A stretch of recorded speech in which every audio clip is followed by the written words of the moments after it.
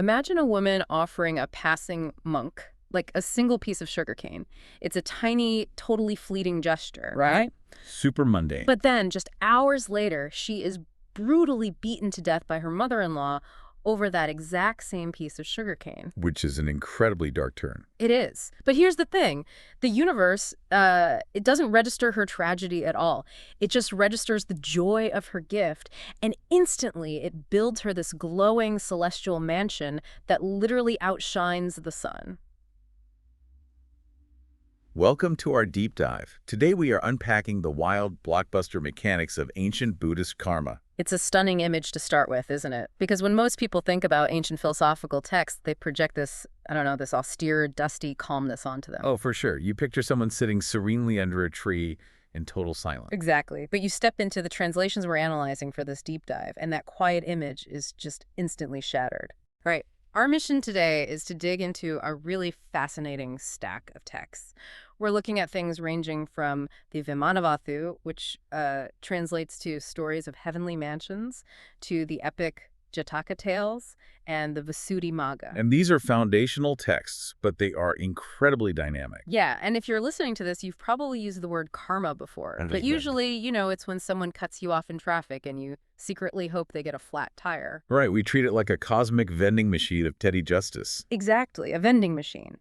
But these sources frame cause and effect at this mind-bending cinematic scale. We are talking shape-shifting rescue missions, babies surviving being swallowed whole, and actions that physically crack the earth open. And what's crucial to understand here is that these ancient storytellers, they weren't just spinning wild fantasies for entertainment. They were using this spectacular, larger-than-life imagery to explain deeply complex philosophical mechanics. Like they needed a way to make the invisible laws of the universe visible to the everyday person. Precisely. They had to make abstract concepts tangible. So let's look at how a tiny action by an everyday person can just warp reality. How does the universe process a simple act of kindness? Well, that brings us right back to the story of the sugarcane palace from the Vimanavatthu. This text is essentially an anthology. It describes specific, sometimes incredibly mundane deeds that led people to be reborn in these opulent divine mansions. And the Sugarcane Palace story is a perfect example of how disproportionate this system feels to us today. Like, we have this ordinary woman. She simply offers a piece of sugarcane to a passing monk, and the text explicitly notes she gave it with a joyous heart. Yes, the joyous heart detail is the linchpin of the whole event. Right, but she didn't ask her mother-in-law first, so the mother-in-law gets absolutely furious, screaming about ownership, and beats her to death with a stool. Or a clod of earth, depending on which manuscript you read. It is a shocking, violent end to a very simple life. It's brutal, but the text deliberately refuses to linger on the tragedy of her death, right? It does. It immediately pivots to the cosmic consequence of her action. Because despite her murder, that joyous offering of sugarcane causes her to be reborn in the Tavatesa heaven, the heaven of the 33. And she doesn't just get a peaceful afterlife, she gets a celestial palace. A palace that outshines the sun and the moon. The imagery is wild. She's wearing lotus garlands, surrounded by music, glowing like the morning star. But, I have to push back here. Go ahead. Looking at this from our modern perspective, this feels like a cosmic glitch. Like, how does a piece of sugarcane buy a glowing mansion? Is the text implying that the violent tragedy of her death somehow amplified her heavenly reward? You mean, did the universe give her pity points for suffering? Yeah. Like astronomical compound interest because she got murdered. It is a very natural assumption to make, especially given how modern narratives usually frame justice. Right. But no, the universe isn't operating on pity. Karma, in this framework, isn't a judge weighing a moral scale. So it's not a guy with a clipboard keeping score. Not at all. It's a natural law. It's as impersonal and inevitable as gravity. The ultimate driver of karma isn't the physical value of the object given, and it's definitely not the suffering of the giver. Then what is the engine driving this massive reward? It is purely about intention. Or, more specifically, the absolute purity of the mind in the split second the action occurs, and that is combined with the spiritual merit of the recipient. okay, so it's a two-part equation. Exactly. The text specifically notes she gave the sugarcane with incomparable joy to a serene, spiritually advanced monk. In this karmic economy, you can think of the intention as a seed, and the recipient as the soil. Oh, I like that analogy. Right, so a purely joyous seed planted in incredibly fertile spiritual soil creates an explosive yield. So the physical sugarcane is essentially irrelevant. It's just the vehicle for the feeling. Exactly. The purity of her mind in that split second is what actually constructed the mansion. The system isn't glitching at all, it's working perfectly. It's this profound statement that your internal state dictates your external reality, far more than the material world does. Think about that for a second. A pure mind in a single moment yields infinite returns. So, okay, we've seen how a single intention shapes the afterlife. But what happens if that karmic momentum is so strong, it actually alters physics in the present?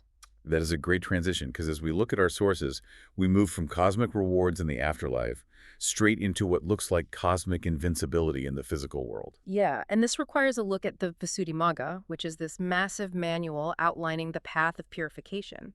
It contains some truly startling examples of how karma interacts with the physical laws of nature. Startling is definitely an understatement here. Right. Let's talk about the babies, specifically the stories of Bakula and Sankika. First, you have the baby Bakula. He's dropped into a river by a careless nurse, and he is immediately swallowed whole by a giant fish. Which is terrifying. Totally. Then the fish is caught, taken down the river, and sold to a wealthy woman in Benares. And when she cuts the fish open to cook it, she finds the baby inside, perfectly alive, completely unharmed, and literally shining like gold. It's this image of miraculous, impossible survival. But then the text pushes it even further with Sankika. His mother died while she was pregnant with him, and her body was placed on a cremation pyre. This one is hard to read. It really is. The text explicitly says that even as the fire was burning and a sharp metal stake actually pierced the baby's eye through the flames, he cried out.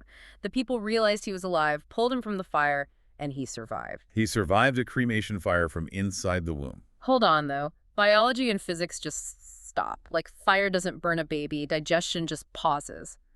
To use a modern storytelling analogy, this is literal plot armor. Plot armor is actually a fantastic way to describe it. Right. The universe just absolutely refuses to let them die because their character arc isn't finished. But honestly, if the universe is physically overriding fire and digestion to keep these babies alive, doesn't that completely negate free will? Are they just riding on a predetermined cosmic roller coaster? That is the exact question these texts want you to ask. To understand the mechanics here, I need to introduce a concept called a last life being. A last life being, meaning that they are on their final go-round in the cycle of rebirth. Precisely.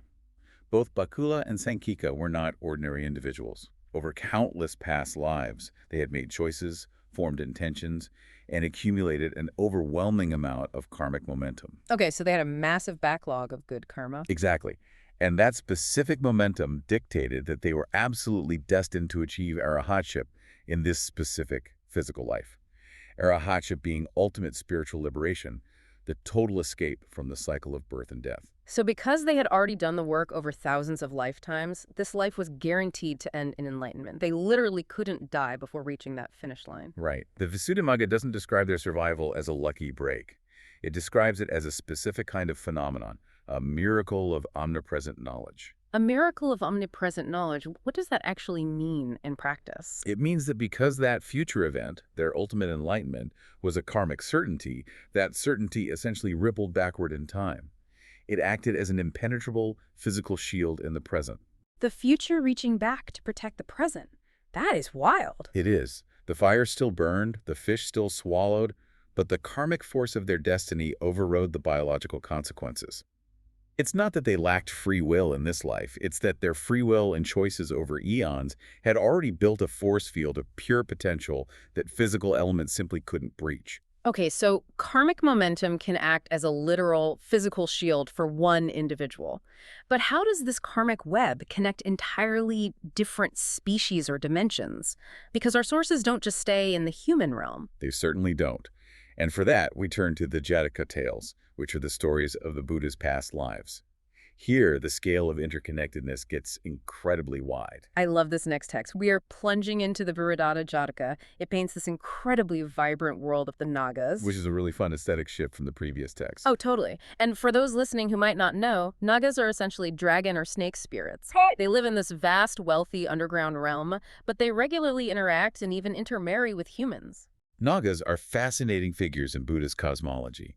They're immensely powerful beings, often associated with water and hidden wealth. But despite their power, they are still bound by the cycle of rebirth, just like humans. Right. And in this story, the Bodhisattva, the future Buddha, is currently born as a Naga named Purdatta. He goes to the surface world to practice meditation, but he gets captured by a ruthless human snake charmer. A classic conflict.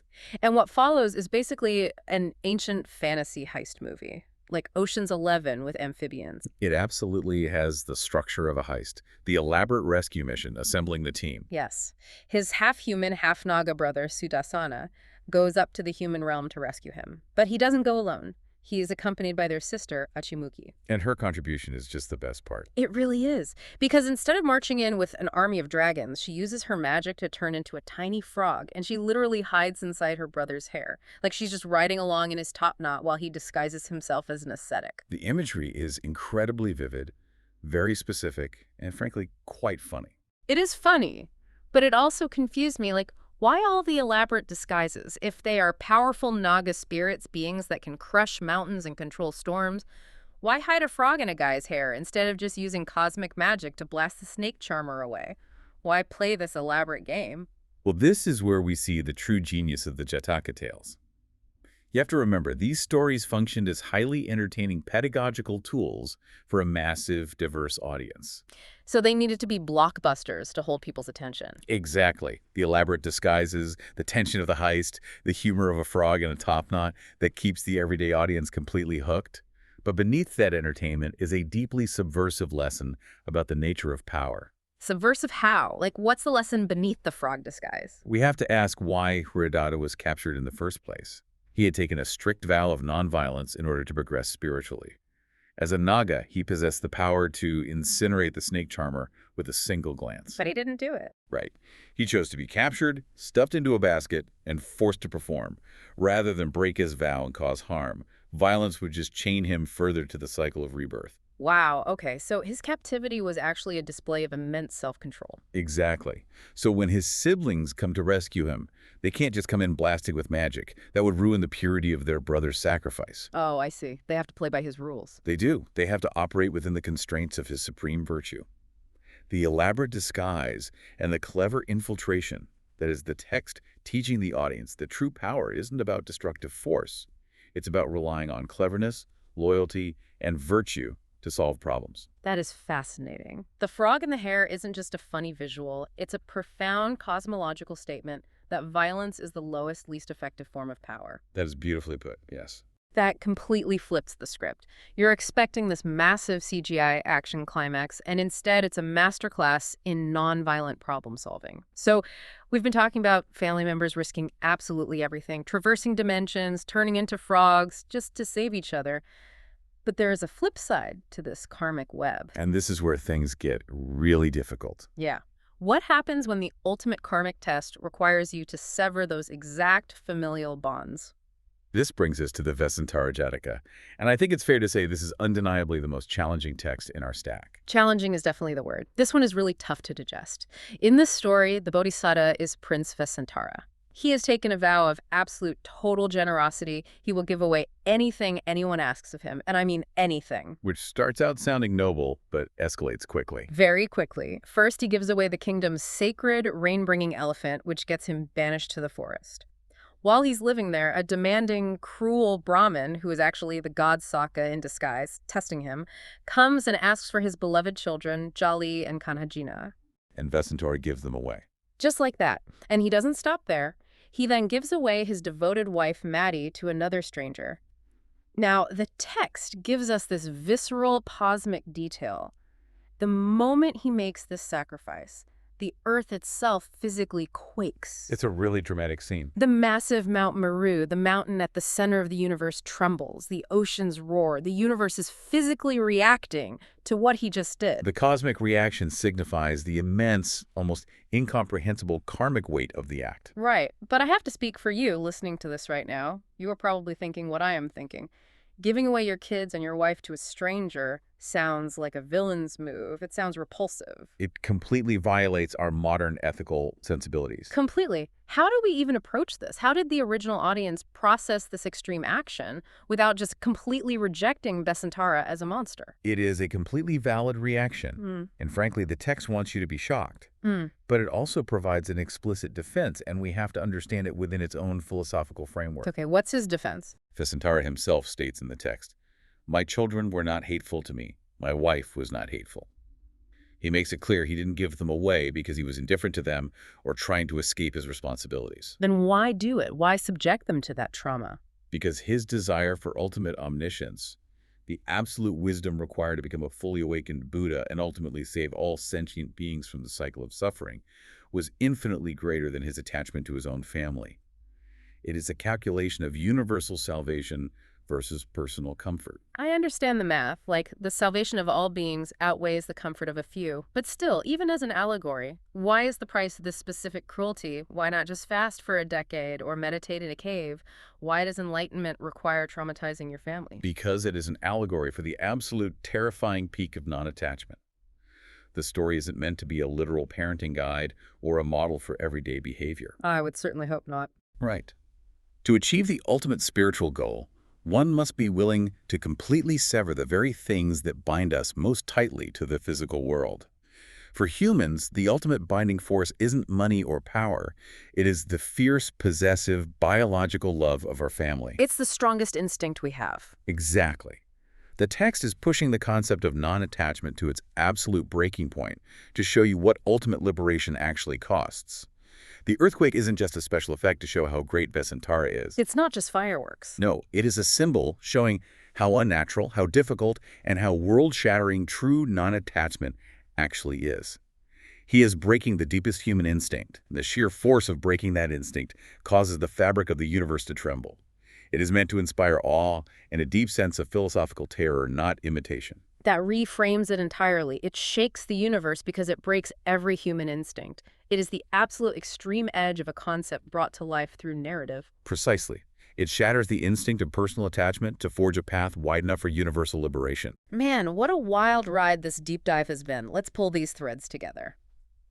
We started with the sheer joy of a simple sugarcane offering that literally constructs a glowing mansion outshining the sun. And then we examine the knowledge-pervaded miracles, where karmic destiny acts as physical plot armor against fire and digestion. Right.